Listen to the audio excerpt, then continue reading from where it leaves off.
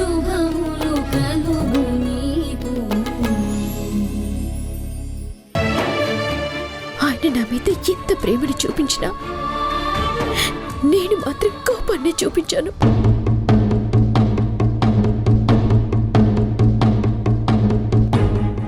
నా మనసులో చరణ్ గారి మీద ప్రేమ ఎక్కువైపోతుంటే ఇంకా దాచుకోలేక నీతోటి చెప్పేద్దామనుకున్నానమ్మా.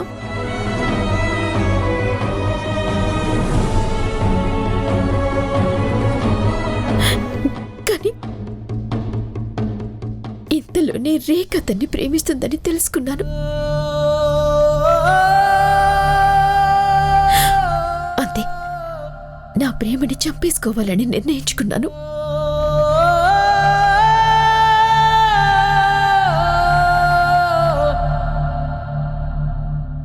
రేఖ ప్రేమ గెలవకపోతే ఏం జరుగుతుందో నాకు తెలుసు.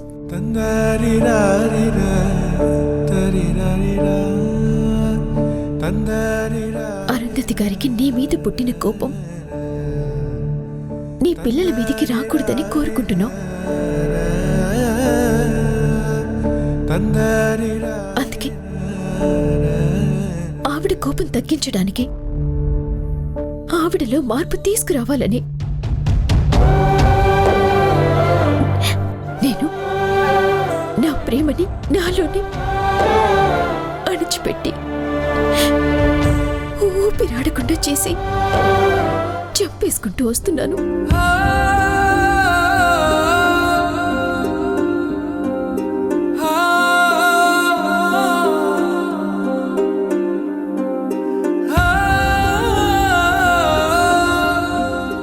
రోజు పొద్దున్నే నియమాలు చదువుతున్నప్పుడు రహస్యాలు దాచకూడదని నియమం చదువుపోతే నా గుండె పట్టేసేది.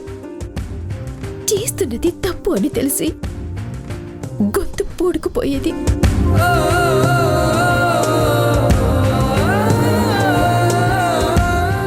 ఆ నియమం ఇక్కడే గొంతులోనే ఆగిపోయేదమ్మా. చదివేదాన్ని కాదు.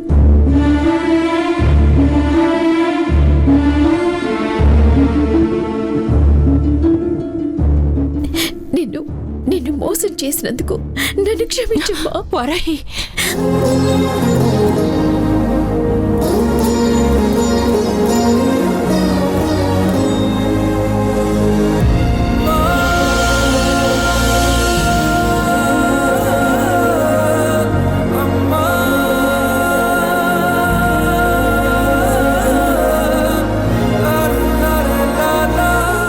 కృష్ణమ్మ, ఇది నీకు తెలియకుండా ఇంత పెద్ద రహస్యాన్ని దాచిపెడితే దాన్ని నువ్వు హత్తుకుని ఓదారుస్తున్నావా? అంటే నువ్వు దీని ప్రేమను ఒప్పుకుంటున్నావా? దీనికి నువ్వు ఒత్తాసు పలుకుతున్నావా?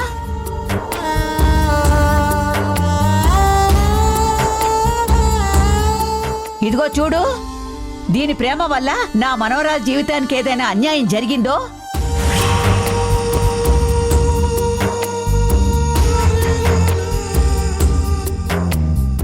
జరగదమ్మమ్మా.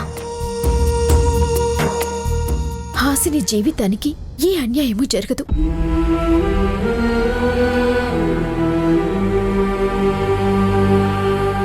తనకి ఎలాంటి ఇబ్బంది కలగదు. కలగనివ్వను. అవసరమైతే నా ప్రాణం తీసుకునైనా హాసిని కాపురాన్ని నిలబెడతాను.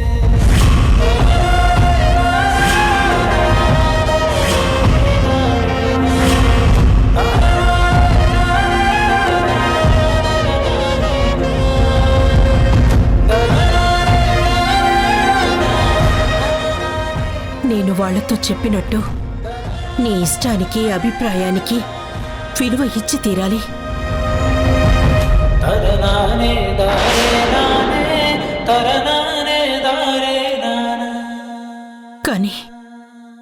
కానీ నీ మనసుని బాధ పెట్టాల్సి వస్తుందేమో అనిపిస్తుందమ్మా.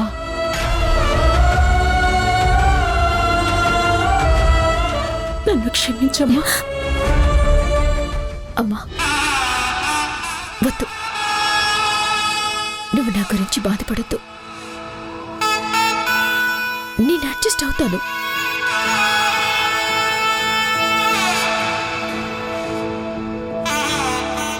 నేను సర్దుకుంటాను. నా జీవితాన్ని మళ్ళీ సరిదిద్దుకుంటాను.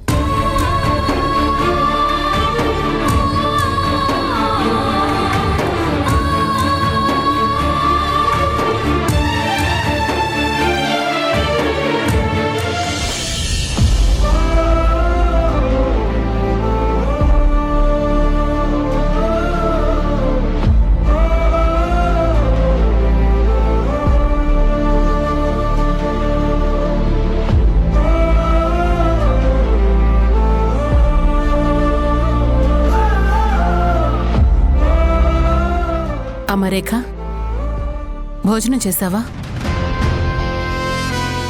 చేసినట్టే ఉన్నాను. చేసినట్టు ఉండడం ఏంటి రేఖ? ఏంటమ్మా ఇది? నువ్విలా అయిపోతే ఎలా? మాకెలా ఉంటుంది? నీ గురించి అందరూ ఏమనుకుంటారు? అందరి విషయం పక్కన పెట్టు. మన పని మనిషే నీ గురించి లోకుగా ఒక మాటనే ధైర్యం చేసింది. లక్ష్మి మన ఇంట్లో పనిచేస్తుంది కాబట్టి తన మీద అధికారంతో గట్టిగా ఒక మాట అనగలిగాను. అలా ఊళ్ళో ఎవరన్నా అందర్నీ కోపడలేం కదమ్మా. అలాగని బాధపడకుండా కూడా ఉండలేం కదమ్మా. అందుకని రేఖ, నువ్వు ఈ డ్రామాలోంచి త్వరగా బయటికి రావాలి. ఎలా రమ్మంటావమ్మా? నా మైండ్లో చరణ్ ఎంత స్ట్రాంగ్గా నెయిల్ అయిపోయి ఉన్నాడో మీకు తెలుసా? ప్రతి క్షణం ఏ పని చేస్తున్నా ఇప్పుడు చరణ్ ఏం చేస్తుంటాడు, ఇప్పుడు చరణ్ ఎలా చేస్తుండొచ్చు అని అన్ని అతని ఆలోచనలే.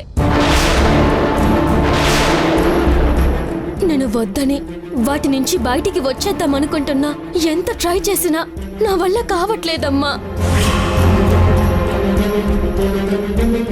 అంత ఎక్కువగా నేను అతన్ని ఇష్టపడిపోయానమ్మా. కానీ వాడు నిన్ను ఎంతగా చీకొడుతున్నాడో మర్చిపోకరేక. వికీ, ఆగు. అతను నన్ను ఏమన్నా అనుకున్నా అది అతని ప్రాబ్లం. నేను మాత్రం అతని ప్రేమలోనే ఉన్నాను.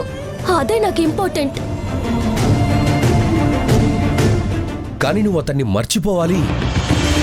అవునా విక్కీ?